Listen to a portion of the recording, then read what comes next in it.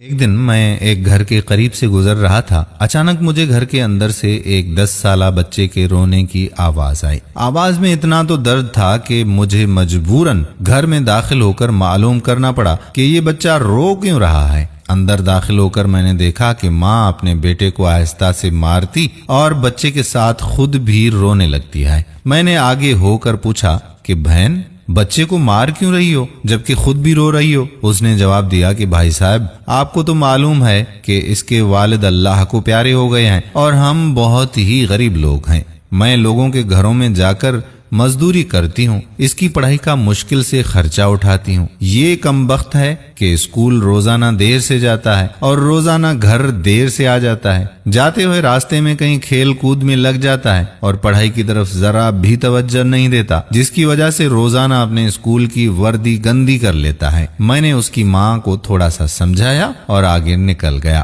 ایک دن صبح سبزی منڈی کچھ سبزی وغیرہ لینے گیا تو اچانک میری نظر اسی بچے پر پڑی جو روزانہ گھر سے مار کھاتا تھا۔ کیا دیکھتا ہوں کہ وہ بچہ منڈی میں پھر رہا ہے اور جو دکاندار اپنی دکانوں کے لیے سبزی خرید کر بوریوں میں ڈالتے ہیں تو ان سے کوئی بھی سبزی اگر زمین پر گر جاتی ہے تو وہ بچہ اسے فوراً اٹھا کر اپنی جھولی میں ڈال دیتا ہے۔ میں ماجرا دیکھ کر پریشانی میں مبتلا رہا کہ آخر چکر کیا ہے۔ میں اس بچے کو چوری چوری فالو کرنے لگا۔ جب اس کی جھولی سبزی سے بھر گئی تو وہ سڑک کے کنارے بیٹھ کر اونچی اونچی آوازیں لگا کر اسے بیچنے لگ گیا۔ منہ پر مٹی اور آنکھوں میں نمی کے ساتھ ایسا دکاندار میں نے پہلی بار دیکھا تھا۔ دیکھتے ہی دیکھتے اچانک ایک آدمی اپنی دکان سے اٹھا جس کی دکان کے سامنے اس ننھے سے بچے نے اپنی دکان لگا رکھی تھی۔ اس شخص نے آتے ہی ایک زوردار پاؤں مارا اور اس ننھے سے دکان کو ایک ہی جھٹکے میں ساری سڑک پر پھیلا دیا اور بازو سے پکڑ کر اس کو اٹھا کر دھکا دے دیا۔ ننھا دکاندار آنکھوں میں آنسو لیے دوبارہ اپنی سبزی کو اکٹھا کرنے لگ گیا۔ تھوڑی ہی دیر کے بعد اپنی سبزی کسی دوسرے دکان کے سامنے ڈرتے ہوئے لگائی۔ بھلا ہو اس شخص کا جس کی دکان کے سامنے اب اس نے اپنی ننھی سی دکان سجائی تھی۔ اس شخص نے اس بچے کو کچھ بھی نہیں کہا۔ تھوڑی سی سبزی تھی، جلدی فروخت ہو گئی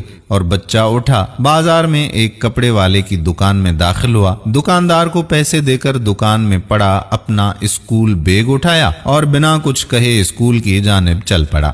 میں بھی اس کے پیچھے پیچھے چل رہا تھا۔ جب بچہ اسکول گیا تو 1 گھنٹہ دیر ہو چکی تھی، جس پر اس کے استاد نے ڈنڈے سے اسے خوب مارا۔ میں نے جلدی سے جا کر استاد کو منع کیا کہ سر یہ یتیم بچہ ہے، اسے مت مارو۔ استاد فرمانے لگے کہ سر یہ روزانہ 1 گھنٹہ دیر سے آتا ہے، میں روزانہ اسے سزا بھی دیتا ہوں کہ ڈر سے اسکول ٹائم پر آ جائے، اور کئی بار میں اس کے گھر پر بھی پیغام بھیج چکا ہوں لیکن یہ پھر بھی لیٹ سے آتا ہے۔ بچہ مار کھانے کے بعد کلاس میں بیٹھ کر پڑھنے لگا۔ میں نے اس کے استاد کا موبائل نمبر لیا اور گھر کی طرف چل پڑا۔ گھر جا کر معلوم ہوا کہ میں جو سبزی لینے گیا تھا وہ تو میں بھول ہی گیا۔ حسب معمول بچے نے اسکول سے گھر آ کر ایک بار پھر مار کھائی ہوگی۔ ساری رات میرا سر چکرا رہا تھا۔ اگلے دن کی نماز کی ادائیگی کے فوراً بعد بچے کے استاد کو میں نے کال کی اور کہا کہ منڈی فلاں ٹائم پر ہر حالت میں پہنچے، جس پر اس نے حامی بھری۔ سورج نکلا اور بچے کا اسکول جانے کا وقت ہوا اور بچہ گھر سے سیدھا منڈی میں اپنی ننھی سی دکان کا بندوبست کرنے کے لیے نکل پڑا۔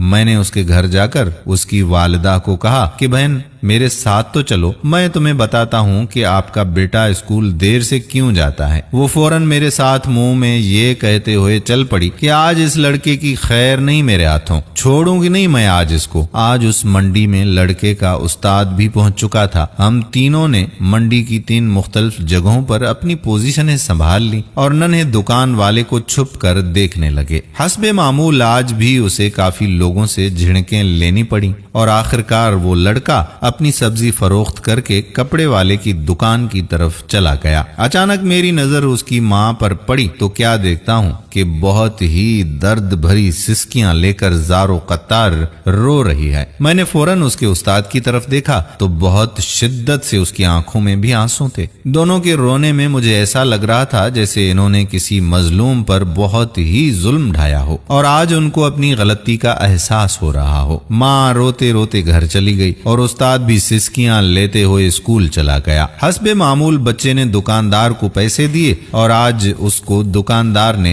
एक लेडी सूट देते हुए कहा कि बेटा आज सूट के सारे पैसे पूरे हो गए, अपना सूट ले लो। बच्चे ने उसको पकड़कर स्कूल बैग में रखा और स्कूल की तरफ निकल पड़ा। आज भी 1 घंटा तकरीबन वो लेट हो चुका था। वो सीधा उस्ताद के पास गया और बैग डेस्क पर रखकर मार खाने के लिए हाथ आगे बढ़ा दिया कि उस्ताद उसको डंडे से मार ले। उस्ताद कुर्सी से उठा, फौरन उस बच्चे को गले लगाया और इस कदर जोर जोर से रोया कि मैं भी देखकर अपने आंसू पर काबू ना रख सका। मैंने अपने आप को संभाला और आगे बढ़कर उस्ताद को चुप करवाया और बच्चे से पूछा कि बेटा ये जो बैग में सूट है वो किसके लिए है? बच्चे ने जवाब दिया कि मेरी माँ अमीर लोगों के घरों में मजदूरी करने जाती है, उसके पास पहनने को कपड़े नहीं होते और उसके पास कपड़े फटे हुए होते हैं, उसके पास जिस्म को मुकम्मल ढांपने वाला कोई भी कपड़ा नहीं है, इसीलिए मैंने अपनी माँ के लिए ये सूट खरीदा है। मैंने पूछा